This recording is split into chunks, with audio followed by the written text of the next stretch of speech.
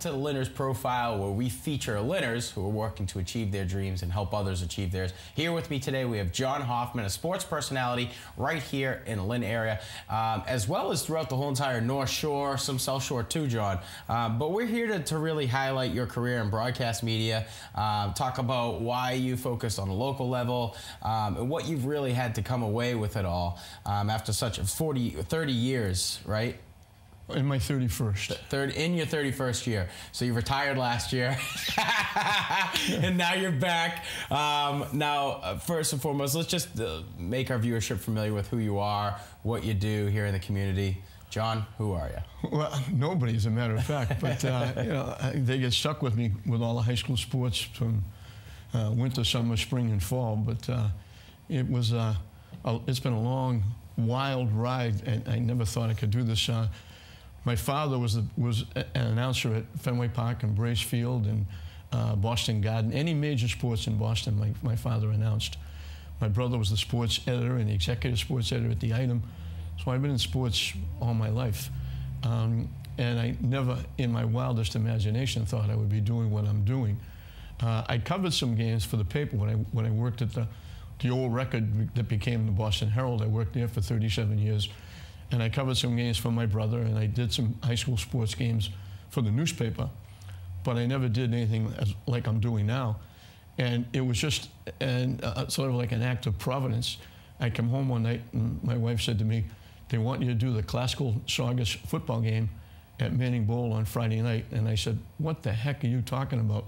She said, "I watched, and on the station, it said, anybody who would like to do play-by-play or color, call this number."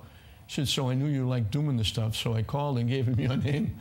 And she said, "Show up Friday night." I did. I came home. She said, "How'd you do?" I said, "I thought I did okay. I didn't embarrass myself. And I can now tell people I did a game on TV." And I walked away thinking that was it. And they kept calling me back. And they called me out of the stands at times. They had an intern at Channel 5 that would do it. When he wouldn't show up, they'd call me out of the stands. I'd sit down with Ray McQuiggan and do a color. And then all of a sudden, one time on a Thanksgiving Day, Ray McQuiggan had to have an operation, and I wound up doing English classical football as a play-by-play guy. And it turned out to be one of the best games I've ever done. Jimmy Smith kicked a field goal with no time left to win the game for English, and that started the ball rolling. And from there, it just, you know, snowballed, and here I am. So when you first got that call and you were going to do your broadcast, were you nervous? I don't think I was really nervous because I would sit with my father up in the booth. He was the public address announcer, and I would hear other people doing it, and I would watch it on TV, and I would kind of mimic growing up the guys on TV. And I was comfortable because Ray McQuiggan was a good friend, and it was only the color. It wasn't responsible for the play-by-play. Right. I got a little bit nervous when they said play-by-play, and I said, I never did that before. But thrown into it, you have to do it, so you're there. And they didn't tell me until I got to the ballpark, so I didn't have a chance to get really nervous. I just jumped into it. But I was taken aback a little bit, but I had a pretty good background, so I think I knew enough about sports that if I didn't do it well, I could at least fake it, right? Like I was doing it well. Right, right. There's a lot of that happens in broadcast media. It really is. It's like, you know, you got to fake it to make it. But at the same time, you have to be very knowledgeable, and there has to be a lot of research that goes in, and that's what really speaks volumes to me about you. And doing the sportscast and seeing and actually helping you produce Sports Weekly, there was just this aura that you had about you, where there was all this detail about each of these athletes and all of these schools, and I was just taken back. I was like, wow, this guy knows so much. And it's literally because you're there at the games. So my next question is, why local sports? Why high school sports? Well, of course, when you get my age and you're sitting with young kids and even young coaches, they don't question you, because I could have been 300% wrong. But since I was saying it, John must know what he's talking about. That's how I was too. So, yeah. So even if I was wrong, everybody would think I was right. But, you know, but thank you for the compliment. But you know, no, it was just a case of, after doing that Classical Saugus game, knowing the people, I coached CYO basketball, so I knew the kids coming from, you know, this age to this age. and I would follow them in high school, and I would follow them through their college careers and get to know what they were doing, and you know, so it was just a regular step along the way to stay with the kids and stay with everybody, and you know, I wasn't really interested in going any further. Not there were any opportunities to go any further, because by the time I got into it, I was a little too down, old in the tooth, you know, for people to come and get me. But you know, but it was, you know, it was just seeing the people I know, seeing families I know, because I look and I say, I coached that kid in CYO basketball. Then I would say I coached that kid's father in CYO basketball. Now I'm looking saying, I coached that kid's grandfather in CYO basketball. So now, you know, like now, Chris Carroll, the coach of English, I coached his father in CYO basketball. So it's like a family reunion, doing it. Yeah, there's definitely a bond that a lot of these athletes have to you. It's like every time I see you come into the game, there's at least 4, 5, 6 players who are like, "Hey, Mr. Hoffman, how's it going? Nice to see you." And that's what makes it worthwhile. That's what's going to make it worthwhile, right? Because yes. I mean, at the end of the day, you've got all these youths who are full of energy, and they've got all their different interests, and they're taking an interest in little old John Hoffman. I saw it when I was doing the state Little League tournament. There weren't any Little League Lynn teams involved, but there were a lot of Little League players up on the hill watching the games. And as I walk over to get up on the platform, because we televised them for Wyoming, all those Little League kids started waving and yelling and saying, "Hi, Mr. Hoffman." And somebody said, "How's that feel?" I said, "It feels great." Yeah. You know, really, it makes you feel good inside. Yeah, yeah. It makes you feel like you're doing something. So sports for me, what I really take away is the philosophy of the games. In football, I really believe that the game it's a game of balance, and it's our good versus their evil, and their evil versus our good, offense and defense. And I really kind of get deep into the games. The statistics and all that stuff that you're really good at, I was never really that good at. But being able to motivate and coach kids, that's my niche about it. What draws you to sports? Well, like I said, I think it's more like the family atmosphere. I mean, like there aren't many coaches, even the visiting coaches, that I don't know.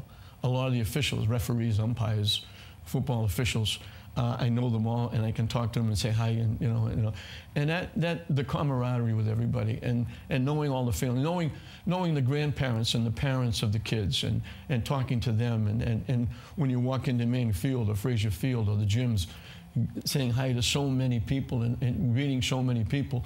You know, I'm sure if I was a big-time announcer for NBC, that would happen to me walking into a stadium, because everybody would see you. Right. But they don't know them. They know them from TV. They can say hi to them because they know their names. Right. I walk in and I know these people. Right. I mean, I know their kids. I know them. I grew up with them. I played softball and basketball with them. You know. And like I said, it's a family atmosphere, and I wouldn't trade that for anything. I have made, I knew a lot of people before I started this through sports, pitching fast pitch softball and playing basketball and umpiring. But since doing this, I've grown leaps and bounds with people I know, and my wife and I, we can't go any place without people saying hi, hi, hi. And lots of times she'll be, "Who's that?" And I say, "I have no idea." But, you know, but it's great. You know, and that's the whole thing. Being here, knowing people, walking around the city, being able to talk to people, being able to say hi to people, knowing people, and knowing they know me, and knowing they appreciate what I do, at least I think they do. It's the reason I get up in the morning and get going. Right. We got a little less than 1 minute left in the program. I wanted to really kind of spin this one off you. You know, you worked with tons of athletes, but you've also worked with a lot of media kids too. And that was my involvement with you. I think I was on your show once. And I got lucky. Like, the kid that I was playing against was really big, and he was tired that day. So must have been. Yeah. So I got lucky to get on your show. But a majority of my time was spent behind the cameras in the studio, and you worked alongside, like, you know, kids that I remember, Zach and Matt, Corey Fig. So if you've got any kids on the fence who are like, I'm not sure if I'd want to get into broadcast media, I'd rather get into this, what would something that you would say to them to encourage them to do it? Well, I think first and foremost, you have to have an interest in it. If you have an interest, then follow that interest as far as it will go. There are plenty of opportunities in the Lynn schools now. You can get behind the camera. Even now, you can get in front of the camera with the Lynn schools. So there's a lot of opportunities for these kids. And the only thing I can say is try it and see it. It's like going out for baseball, basketball, football. Do I like it? I don't know. I'll try it. I go out, I try. I didn't like that. I'm going to play hockey. I didn't like football. I'm going to play baseball. I didn't like that. I'm going to be ROTC. I'm going to be on the drill team, or I'm going to be on the law team. There are so many things to do. Try it. Don't just walk away and say, that's not for me. If you have any inkling at all, try it. You got great teachers, great people that will help you, and who knows? Because, I mean, I'm doing this now. I never thought I'd be able to do something like this and do what I'm doing, and I'm doing it on a very small scale compared to the pros, but I'm doing it on a large scale compared to the city area and other cable areas. Right. So these kids have got a great opportunity here. It's just that it's like anything else. Seize it. Do well in school. Get good grades. Follow your teachers. Have a goal and reach for that goal. And don't worry about falling short. Make your goal as high as you possibly can and keep reaching for it. Reaching for it is what's going to get you there. Sitting back and saying, I don't think I can do that, then you're never going to do anything. Right. Try it. If you fail, try something else. Keep trying until you find what you want to do, till you find your niche. There's something out there for everybody. Right. You just got to find it, and you got to like it and do it. John, appreciate you coming on the program. Your career speaks volumes in regards to the value that public access has in a community like Lynn. You just said it, you hit the nail on the head. You know, what I'm doing is on a large scale at a local level, and it's a smaller scale at the professional level, but it's got to be done. And you've done it, and you've done it very well. You're an inspiration to me, you're an inspiration to others, and I know that you don't want to accept that, but John, it's great to have you on the program. I always love talking to you. Always a pleasure, Sean. Anytime you need me, I'm here. That's it for the Lynner's Profile from the studio here at LynnCAM TV. I'm Sean Donahue, wishing you all the best.